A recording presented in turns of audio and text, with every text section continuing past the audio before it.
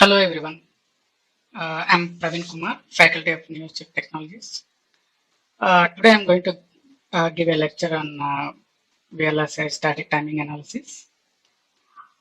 This is a introduction to STA. It's a lecture one.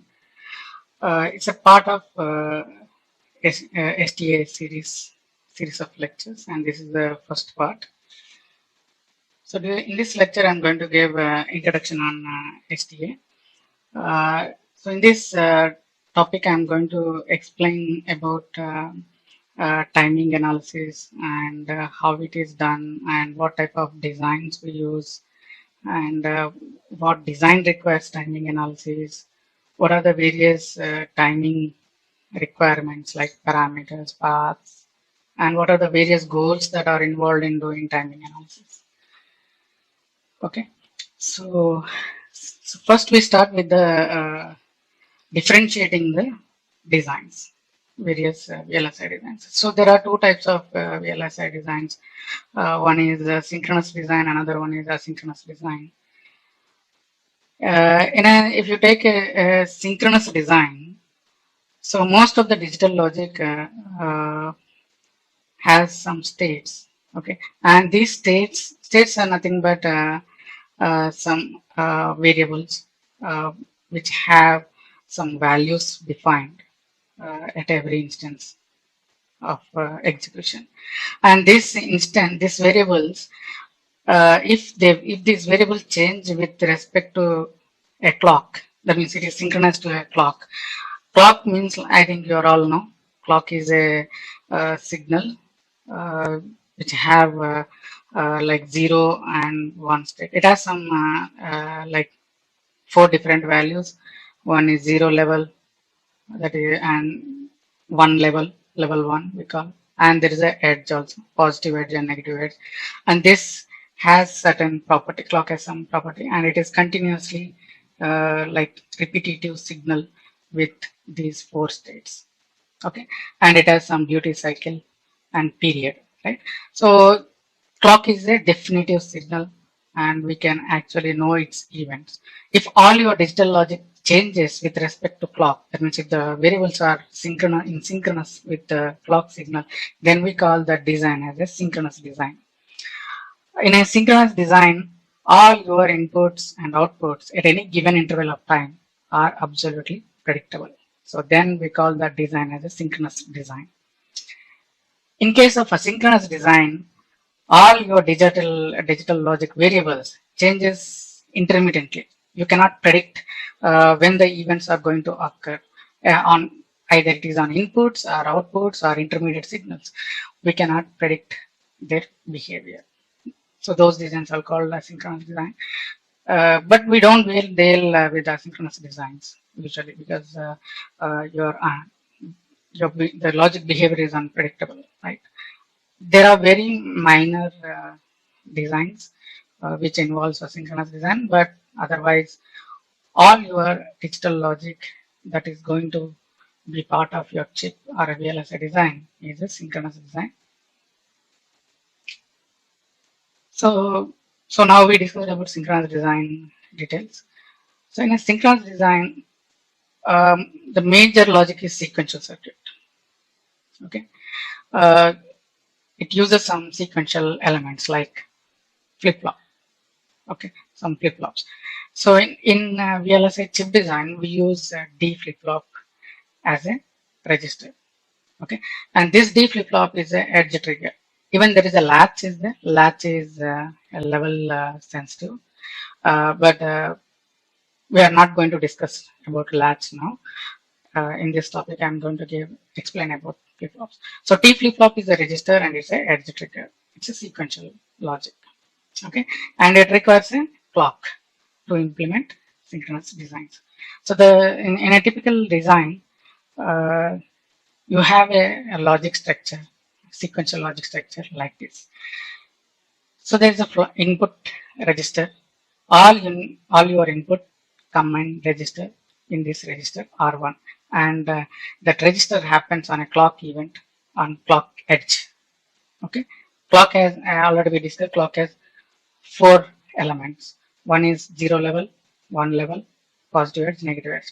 So here we are talking about edge. It can be negative edge or positive edge, but let's assume it's a positive edge. So on a positive edge of clock, your inputs come and register into this flop.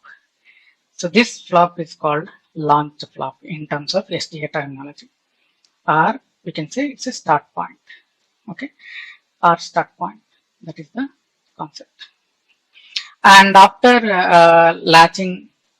after storing the values in this launch flop, then the output of the stored value goes to uh, combo logic, combination logic. Actual processing happens in the combo logic, and then you'll get an output, and that output gets again registered into capture flop, and the capturing again happens on the pause edge of clock, and then output of that register will go as an output from the chip.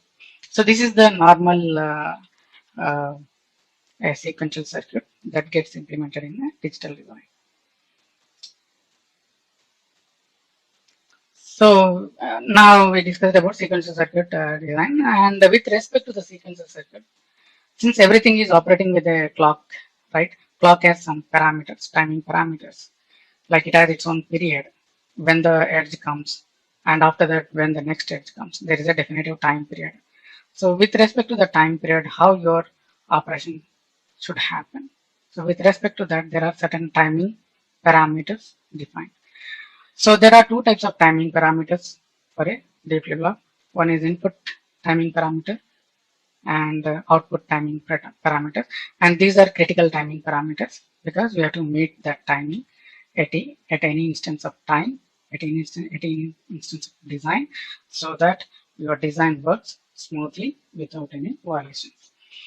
So first we discuss about input timing parameter, that is setup time, T setup, that is the time before the clock edge where data must be stable. So this is the clock edge, okay. This is the level 0, level 1, and this is the positive edge. Likewise, you have a negative edge also, okay.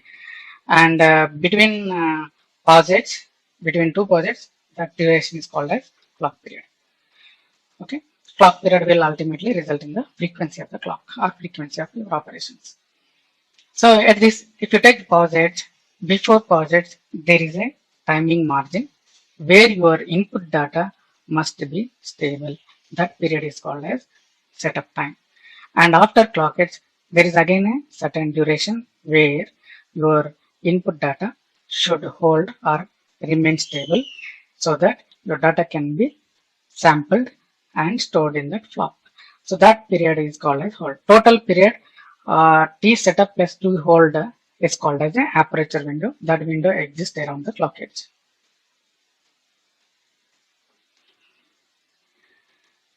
Coming to output critical timing parameters of a D flip-flop. So there are two timing parameters. One is propagation delay, denoted as TPCQ, and there is a contamination delay denoted as TCCQ. Okay, so TPCQ means propagation delay. That is propagation delay. That is the time after clock edge that the output Q is guaranteed to be stable. So this is the one. So once you start sampling input and your output takes some time to sample the D input and take some time to reach that D sample value to output Q. Okay, so that time period is called TCs. That is called as TPCQ, total time taken for sampling the D input and propagating it to Q. So this happens the moment the D flip-flop gets the positive edge. From there it starts sampling, and after TPCQ time, your output becomes stable. Okay, that time is called as TPCQ. That is called as propagation delay of that flop.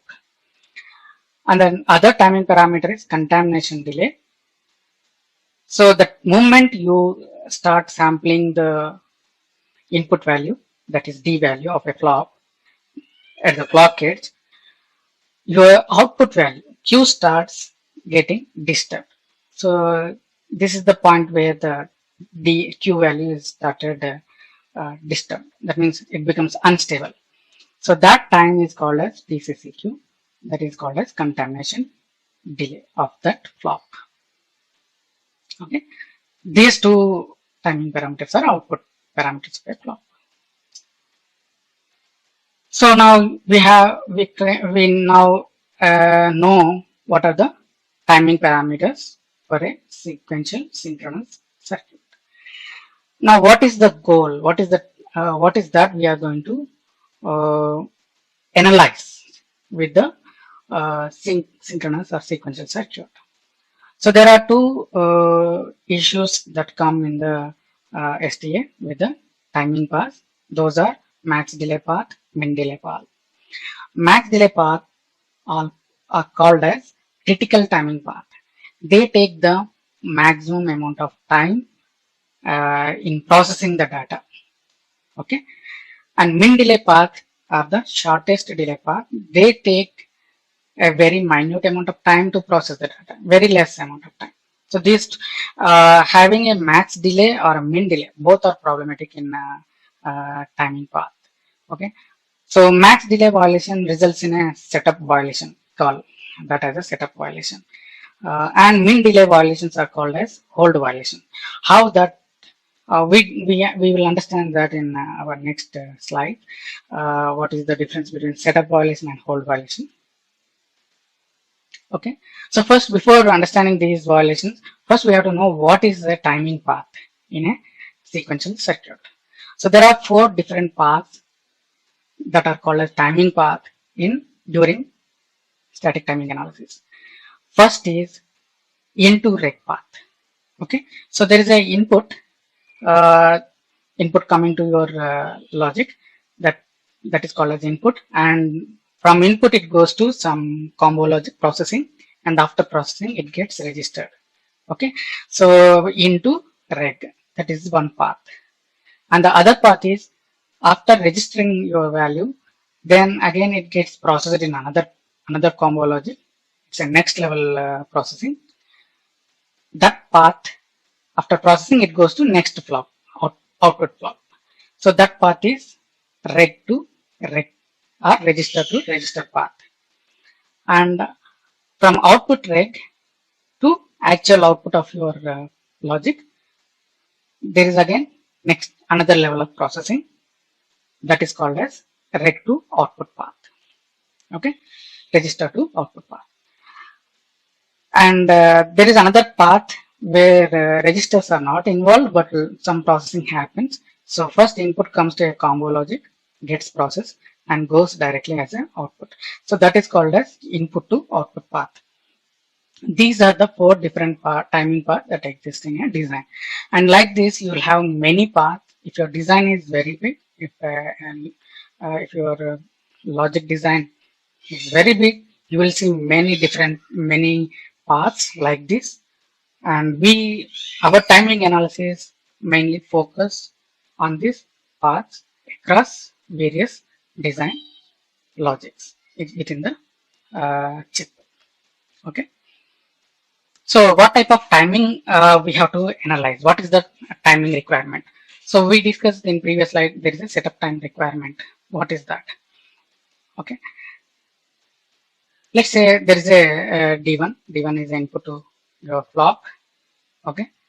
And it is stable there. The moment the clock comes, okay, your D will get sampled and stored in queue. Okay. So it takes a time of TPCQ. The moment clock arrives, from there to the time it takes to reach Q1 to sample D1, that time is called as TPCQ. Okay, that is called propagation delay of clock to Q delay. Okay, so that is this time. If you see here, it took this amount of time. So first is like once the clock edge came, it started sampling, and then it took TPCQ time to get output stable on the Q1. Here data is stable. Now there is a combo logic. Combo logic will have many levels of logic gates, and each logic gate will have some delay. So if you have, let's say, 10 logic gates in the path, then you'll have a delay multiplied by 10 times. So it is having, so it depends on the complexity of that combo logic, how much delay you are going to have. So that delay is called as TPD. Let's say here, from the moment the Q is stable, Q1 is stable, from then the logic starts processing the Q1 data, and it takes some amount of time before making output stable. So that time is called as TPD, propagation delay time. And every flop has a input timing requirement, right? That timing, I think we already studied in previous slide. That is setup time, right? So that setup time. So before the setup time, your data must be stable. Okay. So at D2, your data is stable. So now what is the timing requirement? Timing requirement means, like, before the next edge comes, your data at D2 must be stable by this setup margin, right? Now what is the total timing requirement for this logic? So it is the sum of these all timing parameters: TPCQ, TPD, TPCQ plus TPD plus T setup. So this timing should be less than this clock period, right? If it is less than this clock period, then only by the time the next edge comes, this flop can sample the data. Otherwise, if suppose if this delay, if this total time TPCQ plus TPD plus T setup, if it is higher than TC clock period, then it results in timing violation. Okay.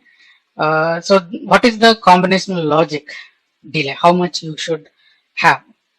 Okay, that you can rearrange this equation, and then it results in like this: TPD should be less than TC minus TPCQ plus T setup. Okay, so whenever you are doing a timing optimization or fixing a timing, what we do is we optimize this logic so that this logic delay will be higher normally. So we try to optimize this logic to result in a very less timing delay. So if you optimize TPD, if you optimize this TPD, then TPD delay, then you are going to get a better time. Okay. Even if you increase the clock period also, you can meet the timing, but usually if you increase the clock period, your frequency of operation comes down. So no designer or a chip making company will focus on low frequencies. They focus always on, their focus will be more on high, operating at higher frequencies.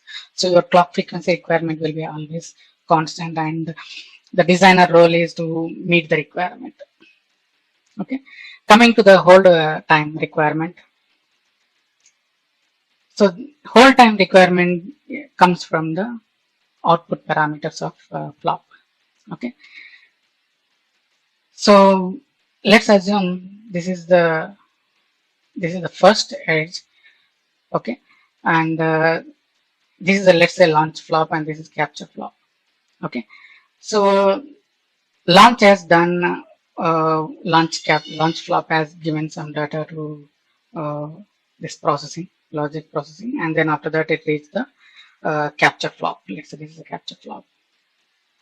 At the second edge, at the next edge, you will get you will sample this process data, right?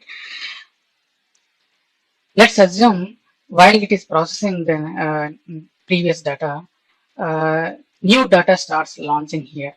But if this new data arrives faster because of some shortest path delay in this logic, then previous data, while in capture, the previous data, while it is capturing, it may corrupt actually. So then it results in a hold time violation. So let's assume that you are processing the previous data in the capture flop, and launch flop is preparing the next data. So this is, let's assume this is the next data, and here Q1 started sampling, but there was a disturbance. Okay, we studied already. So once your clock arrives here, so your Q1 starts become unstable before becoming a stable value. right? So that period is called as, the time is called as TCCQ, contamination delay. Okay, and after that your logic will have some TCD delay, that is called contamination delay of the logic. If there are any shortest path in the logic, your output starts getting disturbed early. So that disturbance, that contamination is called as TCD. Okay, before becoming stable, getting a stable value, your first data will get contaminated. Okay, that will become unstable, we can say. So that the amount of time it took to make your data unstable at the output of this logic is called as TCD. Okay, so you have two delays, output delays, TCCQ, TCCD, right? If this delay is less than, okay, if this delay is less than your hold, so this output capture flop has some hold time requirement, that is the output parameter of the flop. Okay, if your TCCQ plus TCCD is less than the hold period, okay, of this capture flop, then it results in a hold violation. Okay, so our, to meet the timing, this is the requirement: TCCQ plus TCCD combinedly, total delay must be greater than the hold time requirement of this capture flop. Okay,